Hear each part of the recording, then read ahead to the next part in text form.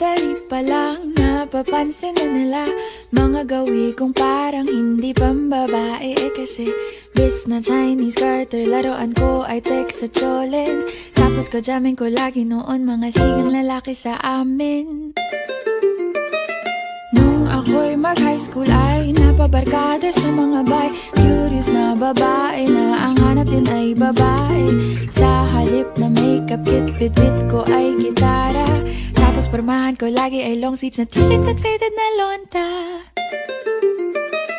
Pero nung makilala kita, nagbagong bigla ang aking timpla. Natutuwa ko na magpariban at mag-ahit ng kilay at least once a month. Hindi ko alam kung anong meron ka na sa akin ay nagpalambot ng bigla. Sinong mag-aakalang lalaki pala ang bibihag sa tulad kong tigreng gala.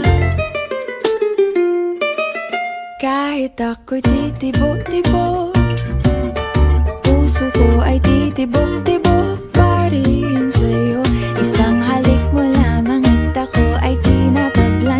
At ang aking pagkababae ay nabubuhayan na para bang bulaklak na namumukadkad. Dahil alaga mo sa dilig at katamtamang sikat ng araw-araw mong pag-ibig sa aking buhay nagpapasarap.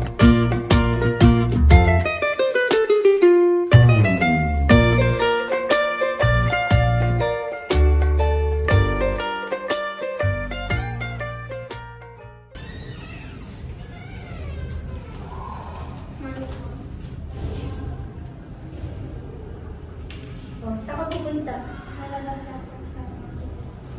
Oh, parang iba yung suot mo ngayon ah. May nanliligaw ka na ba? Wala po. Sus, baka may manliligaw na sa'yo ha. Pero okay lang yan. Ah, sige na, mag-chat ka sa akin ah. Pagka-uwi ka na. Bye. Ingat. Nung tayo'y nag-college ay saka ko lamang binigay ang matamis na oong 10 buwan mong trinabaho. Sa halip na tsokolate at tipikal na mga diskarte, nabihag mo ko sa mga tula at sa mga kanta mong pabebe. Kaya nga noong makilala kita, alam ko na agad na mayroong himala. Natutuwa kong magtakong at napadalas ang pagsuot ng bestidang pula. Pero di mo naman inasam na ako ay magbagong tuluyan para patunayang walang matigas na tinapay sa mainit na kape ng iyong pagmamahal. Teka, pahinga muna tayo, pagod na ako. Masaya ng araw na to. Ikaw ba, nag-enjoy ka ba? Oo, nag-enjoy ako. Pala, may sabihin ako sa'yo. Ano yun? Nasagot na kita. Tayo. Ano? Hindi naman kita nililigawan eh. Anong pinagsasabi mo? Ha? Ay ano yung mga pinapakita mo at pinaparamdam mo sa akin? Wala lang yun, tropa lang tayo. Bakit di na lang totohanin ang lahat? Ang kailangan ko'y paglingap dahil habang It's been a long time.